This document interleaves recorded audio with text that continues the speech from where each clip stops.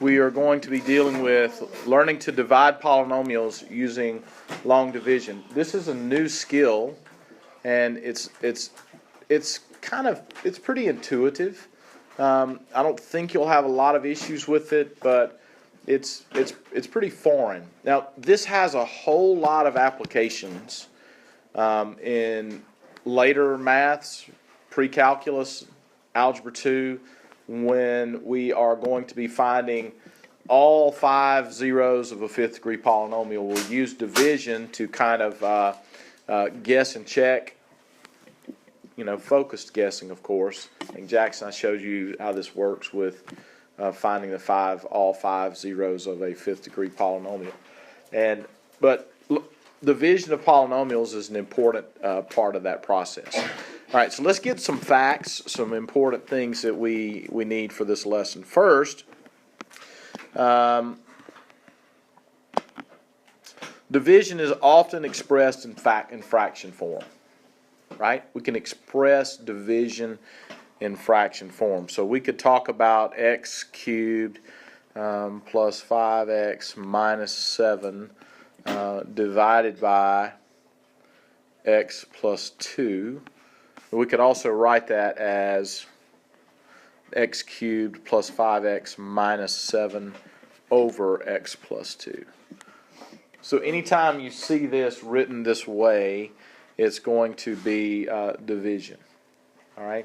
We could also write this, and this is maybe a little bit more of an algebra 2 way to write it, but you could also write it as x cubed plus 5x minus 7 times x plus 2 to the negative 1 power.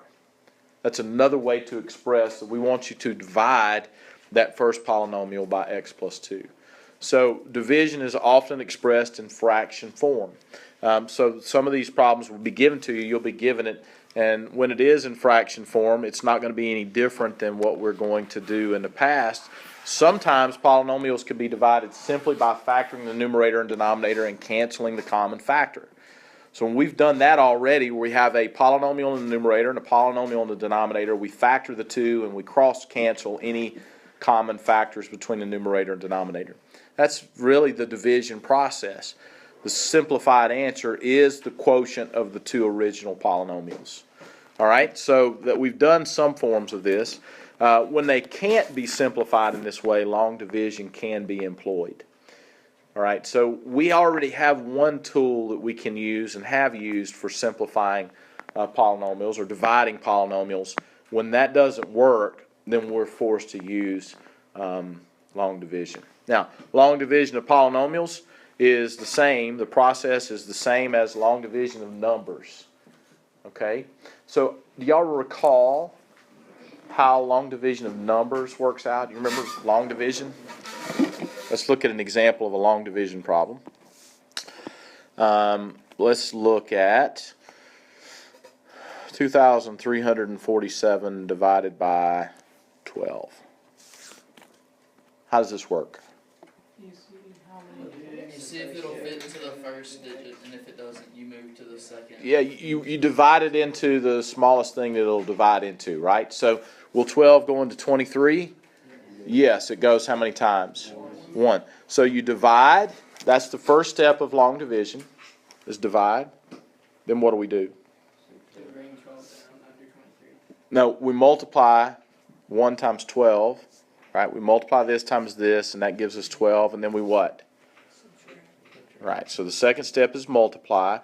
The third step is subtract. And then 23 minus 12 is 11. And then the next step is, bring down the next digit. Okay. And then what do we do? Then we divide, multiply, subtract, and bring down the next digit. And then we divide, multiply, subtract, and bring down the next digit. That's the process of long division. 12 divides into 114 9 times. Okay, so that'll be 108. And then we subtract 9 times 12. You multiply, subtract 6, bring down the next digit, 67. Then we divide again, 12 goes into 67, 5 times 12 is 60, subtract. And once you get down to this last part, that's the remainder. Now what do we do with the remainder in long division? I was always told put a decimal zero and keep going until it either zeroes out or you go to the 100th. Oh yeah, we're just going to stop right here though, for now. Okay. So we don't put R7, we put 7 over 12. To show that whatever that fraction is, 7 over 12, that's the decimal. So it's a mixed number answer. So the remainder goes over the divisor, right? In this case, the divisor is 12, the dividend is 2,347. And this little division house is one of the only symbols in mathematics that doesn't have a special name.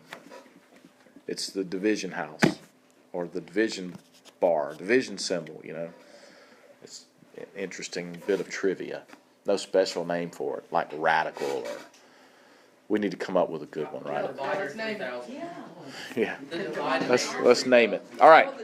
The golf club. The George. The golf. All right, the number inside the George is the dividend. The number in front of the George is the divisor. So yeah, in this class, for now and forever, that symbol is called the George. All right. All right, so here we go. We want to divide 8x cubed plus 12x squared plus 4x by 4x. What lesson this is? This is lesson 93. 93. All right, so I'm going to show you two ways to do this. Two ways. One way we already know, so let's do that way first. The one way that we already know is to write this in fraction form, 8x cubed plus 12x squared plus 4x over 4x. Factor the top. No, the 4x's cannot cancel because 4x in the numerator is a term. It is not a factor, and we can only cancel things that are being multiplied. And to find things that are being multiplied, we have to factor the expression. GCF in the top, guess what? Is 4x. And that will be 2x squared plus 3x plus 1 over 4x. Okay? Now, the 4x's can cancel. These two 4x's can cancel because they're both factors. They're both being multiplied. And that leaves us with a solution of 2x squared plus 3x plus 1. Now, that is perfectly acceptable to do. Yes? Why couldn't you just do that before you factored it? Do what? No, you get the same answer. Do what? Like, divide it straight up like that. Divide what? The first thing you wrote down. All right, I need you to tell me divide what? Like 8x cubed, you divide that by 4x and you get 2x squared. Yes? Then with 12x you get 3x. Yes? And then 4x you get 1. 4x divided by 4x is 1. So you're suggesting that we do this. 8x cubed over 4x plus 12x squared over 4x plus 4x over 4x. And this will simplify to be that. Now the question is, can you always do that? Not always. No. Yes, you can always do that if, y'all listen to me, if you are dividing a polynomial by a monomial. Okay? If we're dividing this by one thing, and this is a skill that you'll learn, that you'll use in calculus, particularly when you're calculating limits. But if you have three things divided by one thing, we can separate that into, you're really kind of separating the fraction. That's what you're doing. You're creating partial fractions. This is what this might have looked like before it was added together. Right? We've got all the same denominators. We can combine the numerators and get from there back to here. So that's legal. Now, where this doesn't help us at all is if we're dealing with polynomial divided by a binomial. Because while you can separate a numerator, you cannot separate a denominator. Remember, the denominator is common. It's got to be kept together. So if our denominator here was x plus 2, separation's not going to help us. But when it's like this, you can't absolutely separate it. That's a good observation, Brent. I was going to show you that anyway, and I thought that's what you were getting at. But let's do long division here. Let's take 4x, and we're going to, inside the George, we'll put 8x cubed plus 12x squared plus 4x.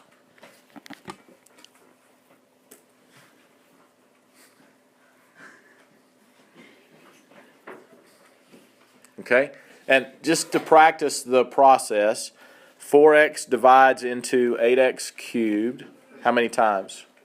2x squared, right? So when we multiply that, we get 8x cubed, and the next step of the long division process is to subtract, right? So 8x cubed minus 8x cubed is gone, and then what I have to do is bring down the next term. Then I divide 4x into 12x squared, and that gives me 3x. 3x times 4x is 12x squared. 12x squared. The next step in the long division process is to subtract. When you get 0 there, we have to bring down the next term. 4x goes into 4x one time without remainder, because we get a remainder of 0. All right, so the long division process works well. The other process works perfect for this as well also. Yes? Where would you put the remainder if there was one? Right here. You add it. Are you still there? You got 2 minutes. You have a minute. Just about now, 45 seconds. No. All right. So we've got that solution. It took us a while to get through that first example, but I wanted you to see the process of long division. If you've got monomials, you have a lot of options. If you have polynomials, you still have options. Like example 2 here, for dividing x squared minus 6x plus 9, for dividing it by x minus 3, because you should be able to see pretty quickly that this first polynomial is going to factor. What will it factor as? It factors as x minus 3 times x minus 3, and we're dividing that by x minus 3. So the x minus 3's will cancel, and the answer here is just x minus 3. How would you do that using long division? I'm not going to show you on this one, but I'll show you on the next example. Okay? Using long division with binomials is a little different. The steps in the process are the same. There's just a couple things you have to be careful with. All right, so the next example, let's have a look at x squared minus 5x plus 6 divided by 2 minus x. All right, and I'm going to change that. I don't like that expression there. So when I write this in long division form, inside the George, we'll have x squared minus 5x plus 6. And I'm going to divide that by negative x plus 2. Now, when we're dividing by a polynomial, we just deal with the first term. All right? So the first term of this polynomial is negative x. How many times will negative x go into negative x squared? Twice. It's x squared, J. It's not funny. It's x squared divided by negative x. What would that simplify to be? X cubed. Negative x. And then what's the next step in the long division process? You multiply and then subtract. So when we multiply here, this is one of the differences. You should be writing this. When we multiply this, one of the differences is we have to multiply it by both terms. All right, so that would be x squared minus 2x.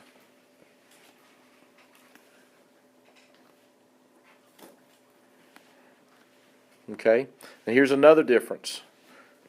When we subtract, we're subtracting the whole thing. And so that's going to change the signs.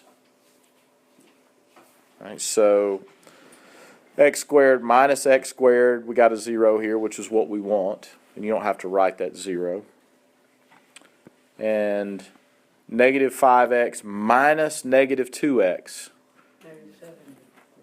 Negative 3x. And then we're going to bring down the positive 6. So that's the tricky part. Now, I have in times past, and I still do with my college algebra students, subtraction does what to terms? It changes their signs, right? So to show the subtraction, you could just come here and make this negative and make this positive. And then maybe it's a little easier to see that because you're not having to do the distributive property mentally. You just distribute it and go. Now, repeat the process. Negative x divides into negative 3x. That's negative 3x divided by negative x. What does that give us? Plus 3, right? So plus 3. And then what do? We multiply. 3 times negative x is negative 3x. 3 times 2 is positive 6. And then we subtract. Subtraction changes the signs. And so our remainder is 0. So our answer is negative x plus 3, which you could also write as 3 minus x. Okay? No remainder, that's good. That tells us that initially this would have factored and canceled. We could cancel it by factoring.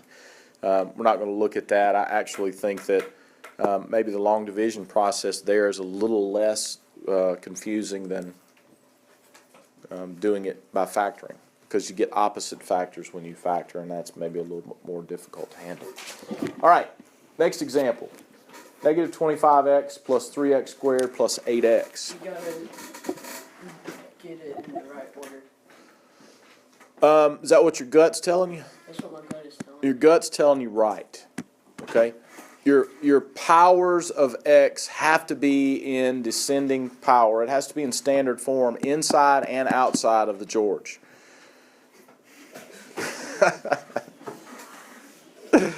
All right, so does that make sense? If not only did we prefer to do that negative x plus 2 in the last problem, you have to do it that way. It has to be highest degree. It has to be in standard form. So I'm dividing x minus 8 into 3x squared minus 25x plus 8. All right? So the process of long division: divide, multiply, subtract, bring down the next term. Divide, multiply, subtract, bring down the next term. It goes into 3x first, right? Yes, so x divides into 3x squared. And you can come off to the side if you want to do it this way. It's a little easier to see it, right? What's 3x squared divided by x? 3x. And then we multiply, remembering to multiply by both. 3x times x is 3x squared. 3x times negative 8 is negative 24x.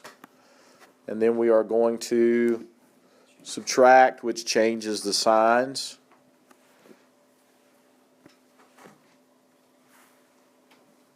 We're just distributing a negative through that. And if we were dividing 3 terms, there would be 3 terms there to distribute the negative through.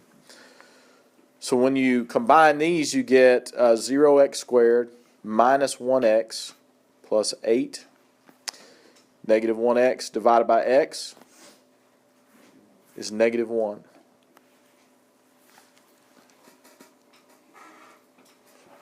Distribute the negative 1, and that gives us negative x plus 8. Next sign in the process, or next step in the process, is to subtract, which changes the signs. And that gives us, again, a nice round remainder of 0. My solution is 3x minus 1. Yes? Why are you dividing only the first term of the divisor? If I kind of equated this to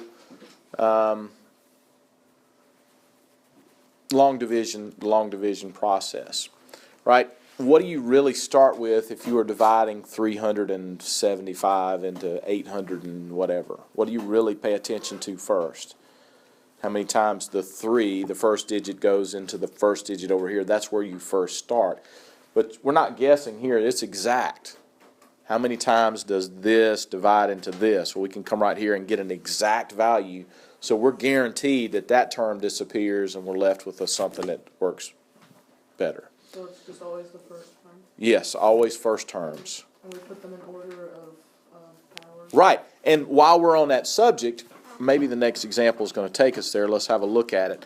But while we're on that subject, it's not going to take us there. While we're on that subject, if we were dealing with division like 27, let's write this way. Let's start with a problem like 37052 divided by 12. What does this number mean? Because what I want to show you here is that the process is really exactly the same. This number right here is 3 times 10 to the 5th, right? 4, isn't it?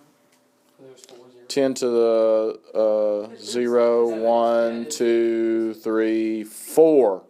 It is the 4th, George. 10 to the 4th. Plus 7 times 10 to the 3rd. Plus 5 times 10 squared. No. Plus 2 times 10 to the 0. Right? Does everybody agree with that? What happened to the 0? It disappeared. It disappeared. Why does it disappear when you write the number in expanded form? Because there's no... Because there's no hundreds, right? There's a hole in the number. The 0 is just a placeholder. So if I write it in expanded form, the 0 can be absent. When I write it in number form, in composite form there, the 0 has to be there. It's holding a place for the fact that we have how many hundreds in this problem? 0 hundreds. You don't have 7 hundreds. All right? So if there is a missing power in our polynomial expansion, now, this looks a whole heck of a lot like 3x to the 4th plus 7x cubed plus 5x to the 1st plus 2. Doesn't it? A little bit. Okay, so the long division process really is it's exactly similar to the division of polynomials. And if I wanted to write this second number here as 1 times 10 to the 1st, and then the other one is 2 times 10 to the 0, you could actually do a long division process with these two numbers in expanded form, and you would only do the first number divided into the first number if you did it that way. Okay? And the process would work exactly right, but you have to have the 0 times 10 squared in there for it to work. All right, so that was a good question. Can we skip this problem? You think y'all can do I this? would love to skip this. I think we got this. You think we should? I think we can skip this. The point that I want to make is, how would you have to write this? Let's just talk about how you'd have to write You it. have to write the negative 4 plus x as x minus 4. You have to write that as x minus 4. Again, inside and outside of the George, it has to be, the polynomials have to be in standard form. So this will be 2x squared minus 7x minus 9 in here. All right? and then you just do exactly the same process that we've been doing. Okay, let's look at the next one. This one we do have to write down. This one is an exception to the rule. And you're going to notice that something is missing here. I tell you what, don't write it down. Let me show you the problem that comes up. Here's the problem that comes up. If you just write this the way it's written, x minus 3 divided into 3x cubed minus 2x plus 5. Let me show you the problem that happens here. If we start the process, x divided into 3x cubed would be 3x cubed over x, which is what? 3x squared. And then the next step of the process is to multiply. 3x squared times x is 3x cubed. 3x squared times 3 is negative 9x squared. And immediately we have an issue, don't we? The issue is these two terms aren't like. And that's because our dividend is missing a placeholder for x squareds. No solution? So we need to, in order to do this correctly, now there's a solution. What we need to do is we need to start with our original problem, and instead of writing it as 3x cubed minus 2x, we're going to write it as 3x cubed plus 0x squared minus 2x plus 5. And that's how I want you to write the problem. And we'll start from there. Because you can now see that I'm lined up. I have a power. And that's the purpose of that 0 in a regular number, in an integer, is it's a placeholder. So when you're doing your operations, the places will line up. It doesn't have any value. And that number that we just looked at, 0 hundredths, it has no value. It's just holding a place for the hundreds place. This is exactly the same. You should be writing this down. Now that it's this way, I want you to write it down, and we're going to do this process. This one's going to have one more step in it. We still started off the same.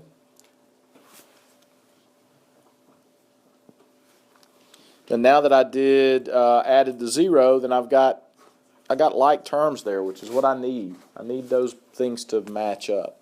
And when you're doing this process, you can kind of see you've left something out at some point if you get to this place. Now, there's a shortcut method for doing division called synthetic division. Synthetic division, and we'll learn that, it does not tell you you've messed up. You just missed the problem if you leave the 0 out. Here you kind of realize you've got something wrong when you don't have like terms stacked on top of each other. All right, so we divided, we multiplied, now we're going to subtract, which changes these signs. 0x squared plus 9x squared is 9x squared. Bring down the next term. Good. Now we're going to continue the process. Divide, multiply, subtract, bring down the next term. So I want to divide 9x squared by x, and that gives us 9x, right? Multiply 9x times x minus 3, and we get 9x squared minus 27x. What's the next step in the process? Subtract. And you got to be careful. This is where you miss these problems. This is where students miss this problem. When you subtract, you're changing the signs. And that gives you 25x plus 5. Divide again. 25x squared. 25x squared divided by x is what? 25. No, it's not x squared. See that look on your face there, Buster? It's just 25x divided by x. What does that give us? 25. Distribute that. That gives us 25x minus 75.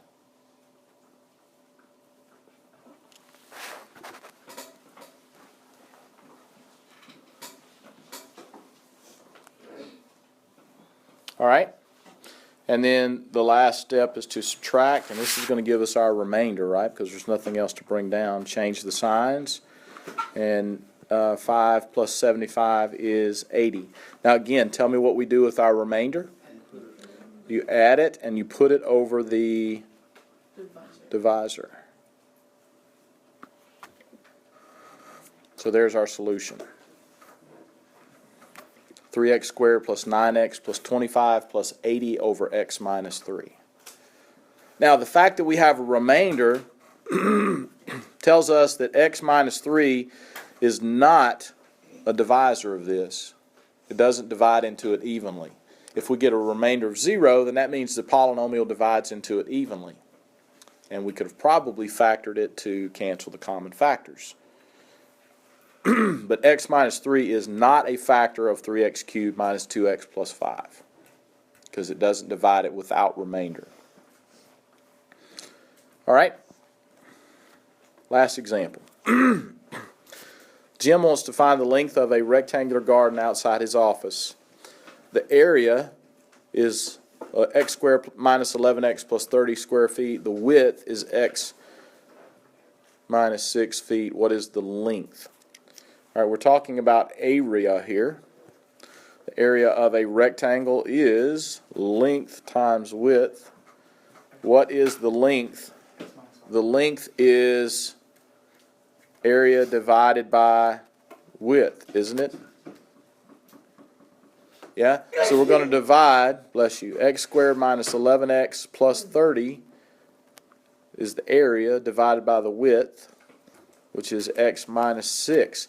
Now, the easiest way to do this one is to use your factoring, right? X squared minus 11x plus 30 factors as x minus 6 times x minus 5. The x minus 6 is cancel, and the width has to be, the length has to be x minus 5 feet. All right? Homework is page 5, 620, A through F, 1 through 8, 12, 13, 19, 21, 22, 24, 26, and 28. Be sure to like, comment, and subscribe. And tell everybody about the George.